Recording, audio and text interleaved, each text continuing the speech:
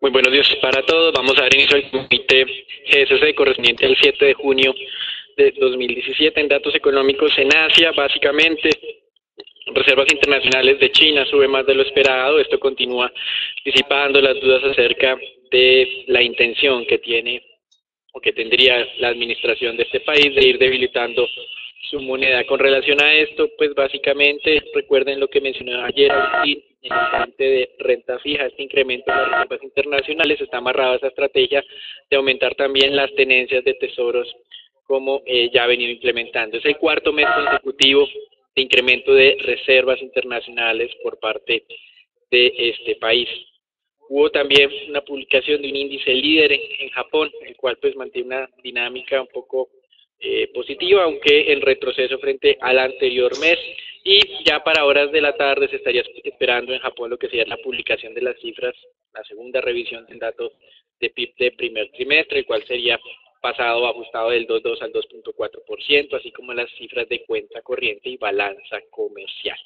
Hay unas cifras en China sobre la balanza comercial, pero no se sabe el día en que será publicado, si sería hoy o sería el día de mañana, con una expectativa de un incremento del superávit de este país de los 38 a los 48 billones de superávit comercial. Con relación a las noticias, hay pocos anuncios, el mercado está más o menos apático en publicaciones durante la jornada, muy pendiente de lo que serían los eventos de mañana en las elecciones parlamentarias del Reino Unido, que como manifestamos, más importante en el mediano y largo plazo que el resultado de estas elecciones sería, por supuesto, la dinámica de las conversaciones entre Reino Unido y sus socios de la Unión Europea. Por otro lado, en Brasil continuamos con el juicio al vicepresidente, más bien, o a las elecciones que dieron paso a la designación de Michel Temer como vicepresidente y posteriormente como presidente encargado. El día de mañana terminarán las deliberaciones, pero es probable que la decisión no sea adoptada mañana mismo, y sino que aprovechen algún tipo de suspensión para mantenerlo en el poder. Y en México avanza ese acuerdo del mercado del azúcar con los Estados Unidos. Llevamos cerca de 3 años en esta disputa comercial en un solo sector y pues ya entenderán hacia dónde vamos. La renegociación de todo el TLS-CAN con todos los sectores en cuestión pues seguramente va a ser aún más complicada. Vemos una dificultad en estos propósitos tanto de la administración de Donald Trump como del secretario comercial mexicano. Con relación a el Cono Sur en Argentina, se espera la publicación de las cifras de inflación de mayo, con lo cual pues ya continuarían calculando de manera oficial ese inflación 12 meses. La primera medición fue el mes pasado con un agregado de 27%, en esta ocasión se cree que va a bajar a niveles del 25% y posteriormente ir alcanzando ese objetivo del 17%, de un rango del 12 al 17% para cierre de este año. Parece un anhelo un poco optimista, pero hay que continuar haciendo seguimientos en este país, en ese proceso de normalización de el arreglo económico en Venezuela. 2 anuncios interesantes. El primero de ellos, un comité auditor ruso concluyó que era probable que las obligaciones entre el año 2017 y 2019 no sean honradas por parte del gobierno venezolano, y aparentemente esto ya ha venido siendo recurrente. Hay un incumplimiento identificado desde el año 2016 con las obligaciones que tiene Venezuela con este país. Por otro lado, el Banco Central le está ofreciendo esos 5 billones de dólares que le había ofrecido previamente a Goldman Sachs a otros fondos de inversión con un descuento del 80%, es decir, el precio es de 20 centavos por cada dólar. Esto continúa pues en medio de esas necesidades de liquidez de este gobierno. De todas maneras es difícil establecer hasta qué punto va a continuar sobreviviendo con todos estos arreglos que está haciendo en estas ventas de títulos a descuento y también con esos créditos cruzados con Rusia y con China. Eso es todo por ahora, los dejamos con Agustín. Como lo mencionamos en la jornada anterior, el mercado está muy atento a lo que será o lo que se han denominado como el superjueves. El día de mañana, esas 3 noticias tan relevantes que podrían generar alta volatilidad en el mercado. Sin embargo, los inversionistas están empezando a pesar más aún los comentarios que realizaría, o el testimonio mejor que realizaría el exdirector del FBI, James Comey, ante el Congreso de Estados Unidos. Estamos viendo un tono principalmente verde en las bolsas de Europa. Ustedes pueden ver avances significativos En Francia avanzando casi un 1%, Italia avanzando también casi cerca de 0.9%. Prácticamente todas estas bolsas estaban reaccionando de manera positiva al anuncio o a la negociación que se llevó a cabo entre Banco Popular de España y el Banco Central Europeo, en donde el Banco Santander decidió adquirir esta entidad que se llama el Banco Popular por cerca de €1,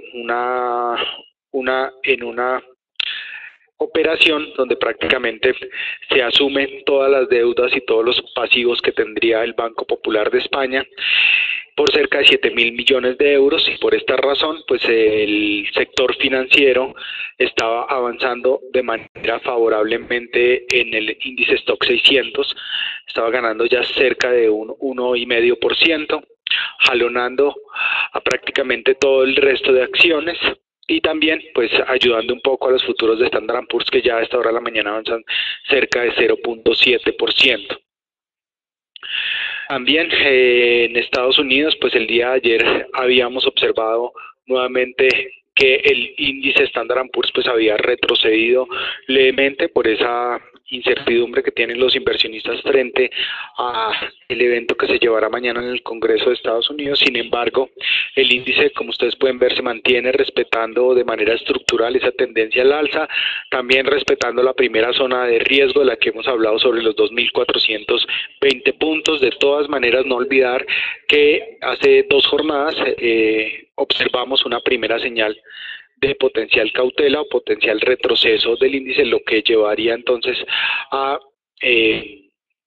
recomendar a los inversionistas no tomar posiciones largas por el momento y esperar entonces a la conclusión de esos 3 grandes eventos que se presentarán el día de mañana para asumir nuevas posiciones en el mercado accionario en Estados Unidos.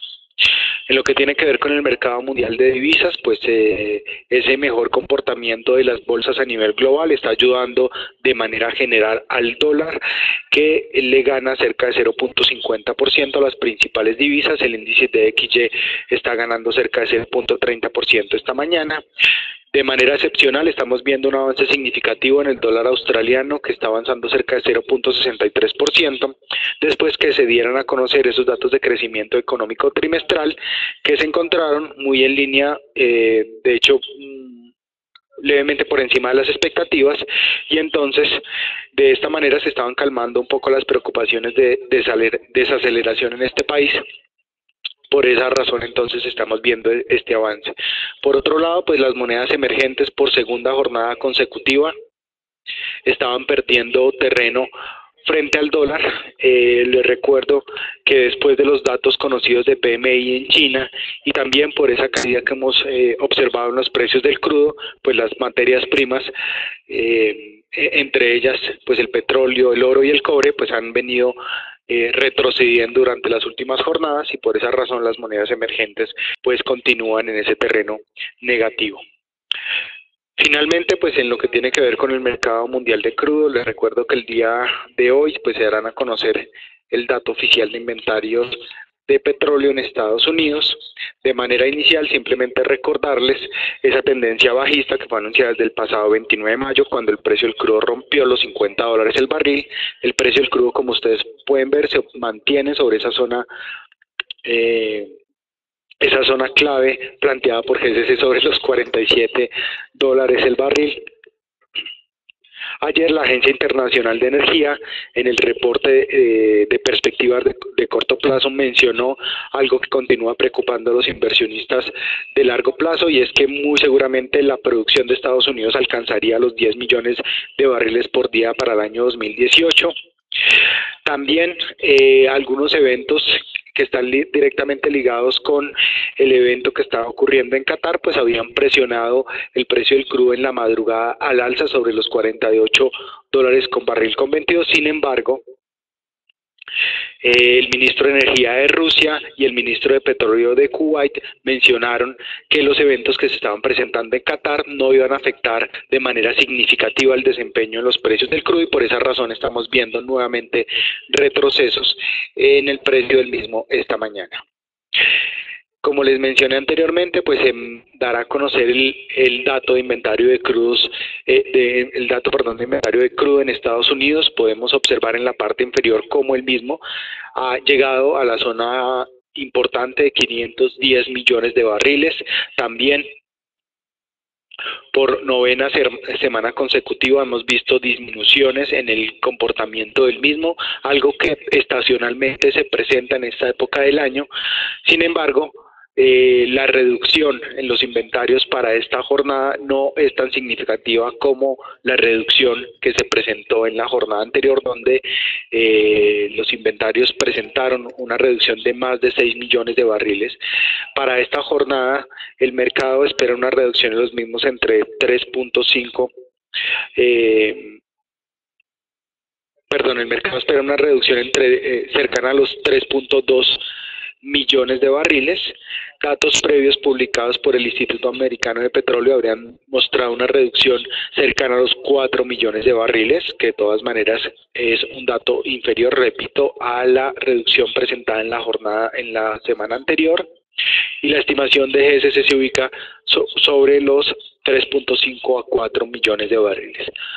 De esta manera, pues los tres datos, el estimado por el mercado, el dato previo publicado por el Instituto Americano de Petróleo y la estimación de GSC, están muy alineados para esta semana. Cualquier sorpresa por fuera de este rango, nuevamente, como es tradicional, podría generar una alta volatilidad en los precios del crudo en el mercado intradiario. Daniel.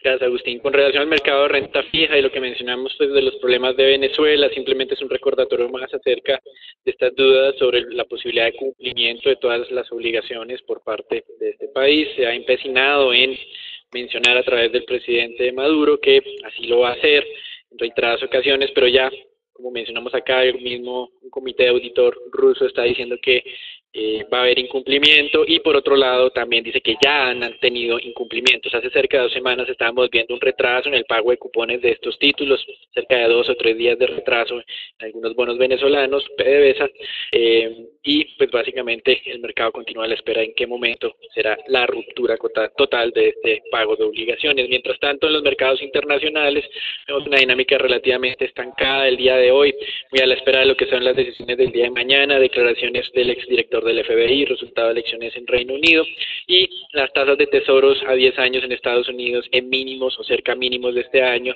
niveles cercanos al 2.15% aproximadamente. Con esto damos finalizado lo que es el reporte internacional, damos entrada al informe sobre Colombia, donde pues también hoy es una jornada de pocos anuncios en nuestro país. Solo hay 2 eventos relativamente importantes, son ellos la colocación de bonos de vivienda, donde tenemos preferencia marcada por los títulos en tasa fija, con unas tasas de referencia cercanas a 6.25, 6.50%, y ante esa expectativa de que de aquí a un año el Banco de la República mantenga ese sesgo bajista de tasa de interés. También vienen emisiones de Grupo Aval, y pues hay unos anuncios en ese proceso de venta de acciones que tiene Empresa Energía Bogotá en otros emisores que más adelante les ampliará Natalia. Eso es todo por ahora, los dejo con ella.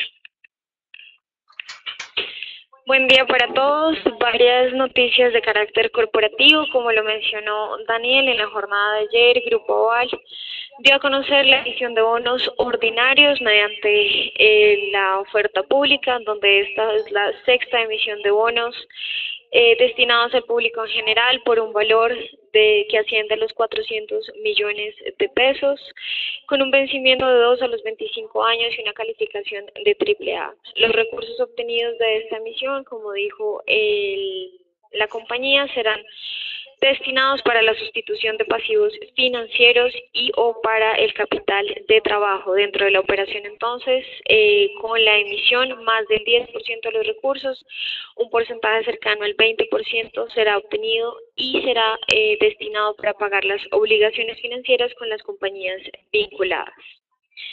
Pasando también con Davivienda, en la jornada de ayer se hizo la emisión de bonos ordinarios también, la cuarta emisión de los mismos por un monto total de 500 millones de pesos con vencimientos a 2020, 2024 y 2027.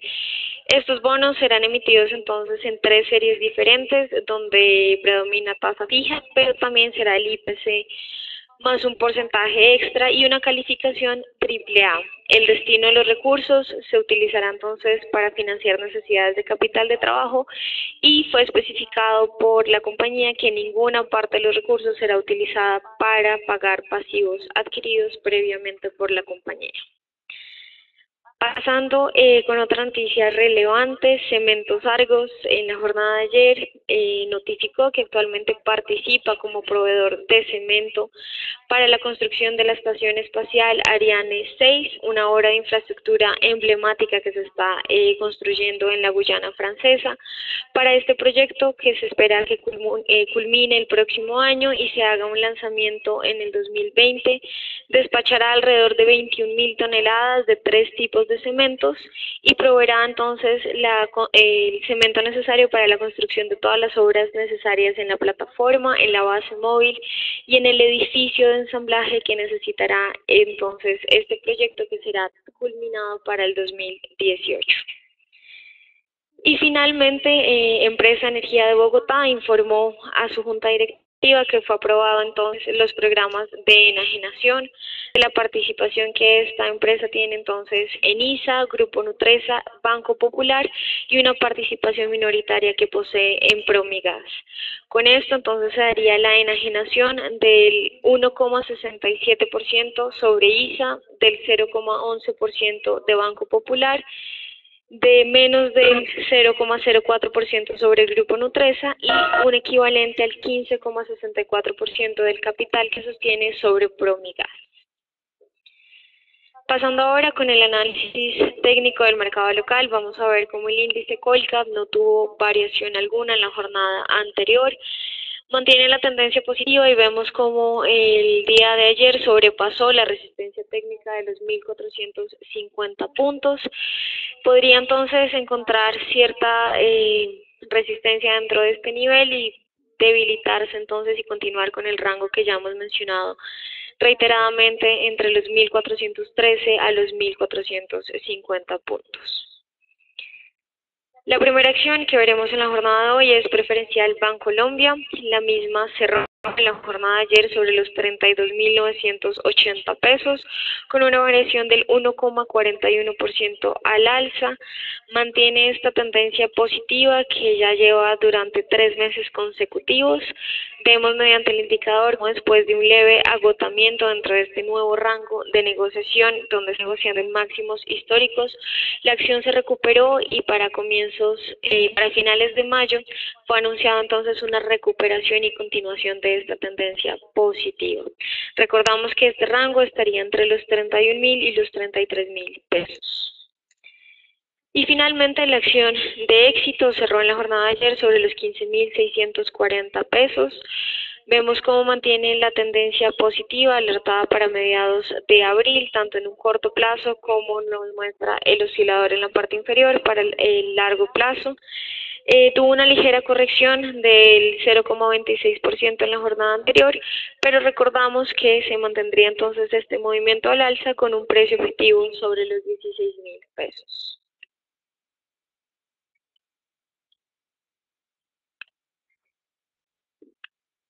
El peso colombiano, simplemente recordar la tendencia bajista que fue alertada desde el pasado 31 de mayo en la ruptura de los 2.915. Les recuerdo que en el momento nos encontramos con una posible señal de agotamiento de esa tendencia bajista que fue alertada desde la jornada del 5 de junio.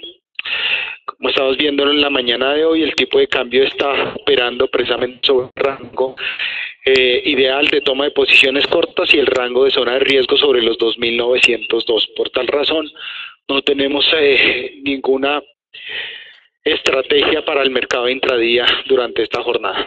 Filipe.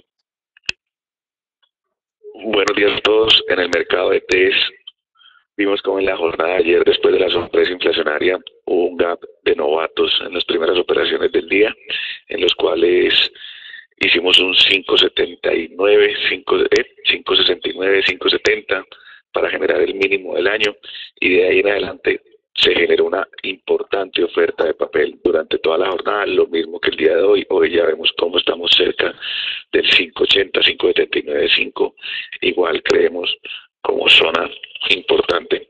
Podríamos ir a buscar el 5.85, 5.91. Esa sería la de vuelta que podría traer el mercado, ir a volver a testear ese nivel del 5.91, que recuerden, hablábamos la semana pasada. Igual creemos que el mercado está descontando una reducción muy importante de la tasa de intervención del Banco de República, como lo demuestran los títulos de corto plazo, octubre del 18 y noviembre del 18, que operan al 5%, por lo cual cualquier sorpresa en ese sentido haría una de vuelta importante en los test. De resto, recordar 5.85, 5.91, cierre de cortos, y 5.91 zona probable para empezar a probar largos nuevamente. De resto, desearles a todos un excelente participar en nuestro comité diario.